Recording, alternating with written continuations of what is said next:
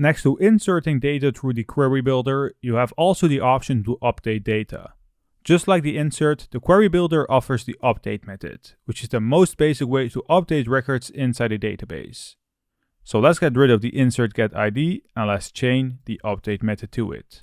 If we think about updating data through MySQL, you need to have some kind of where clause, since you need to specify what you want to update. So let's go right in front of the update method and let's chain the where method to it.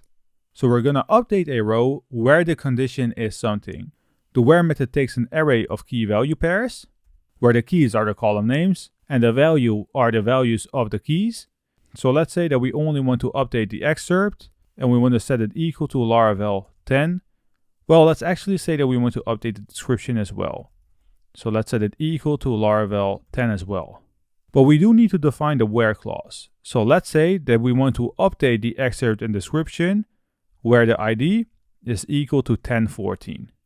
Quick note, the where method has a default comparison operator of equal to. So there's no need of adding an operator of equal to right here.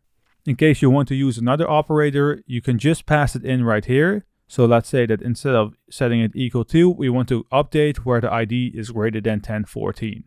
For now, let's remove it since we're going to find a specific match in the database. Behind the scenes, I have refreshed the browser and you can see that it returned back with 1, meaning that one row has been updated. If we open the post table and refresh it, you'll see that the ID of 1014 is the latest row and the excerpt and description have both been updated and have been set to Laravel 10. Now the update method could also be used with the orWhere method to update multiple records at once.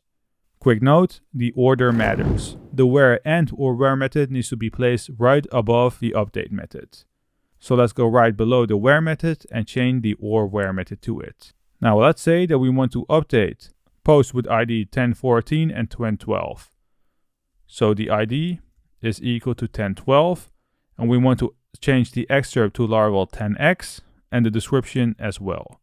Now our query will update the excerpt and description of the column post where the ID is equal to 1014 and 1012. Behind the scenes, I just refreshed the browser and you can see that it has responded back with 2, meaning that 2 rows have been updated. If we navigate back to the post table, refresh it, you will see that the excerpt and description of the latest 2 rows have been updated. Another pretty interesting update method that Laravel has to offer are the increment and decrement methods. The increment and decrement methods are used to increment or decrement the value of a column by a given amount. Now the increment and decrement methods can only be used on the minutes to read column, which is equal to an integer. So let's quickly see how we could do that.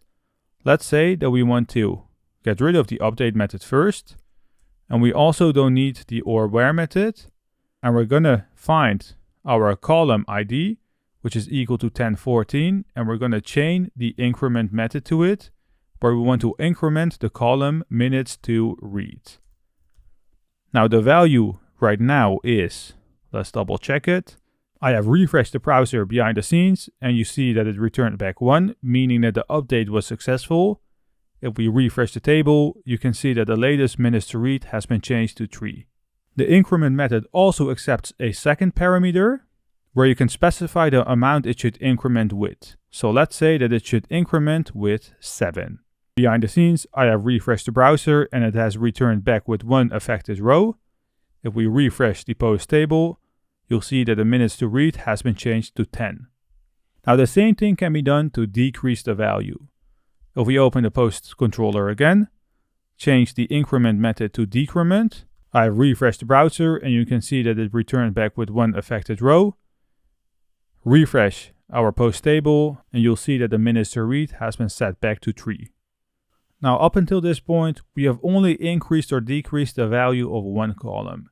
Laravel allows you to use another method to increment the value of multiple columns in a table, which is through the incrementEach method. We only have the minutes to read that's an integer, so it's pretty difficult to showcase the power of it, but I'm still going to give it a try. Let's say that inside our post controller, we want to increment each, and we need to pass in an array right here. So let's say that we want to pass in an array, obviously, where we want to increment the minutes to read and a column that we don't have named lines with 1 every single time. Now you can even specify the number it should increase or decrease with, which should be done outside of the array as a second argument of, let's say, 5. I'm not going to showcase it since the lines column doesn't exist, but you could even use a where method right here to specify which rows should be increased. For example, we could say that all columns where the ID is greater than 1014 should be increased. And that's it for the incrementEach method. It is a simple and powerful way to update multiple columns in one table at once. Next to increasing and decreasing an integer column, Laravel also allows you to update or insert a row. So let's get rid of both methods right here and let's chain the updateOrInsert method. The updateOrInsert method is used to update an existing record or insert a new record if it does not exist.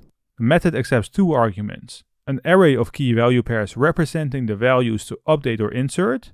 So let's say that the excerpt should be set equal to Laravel and the description should be equal to Laravel as well. Then we need to pass in a second array of key value pairs representing the unique constraints of the table.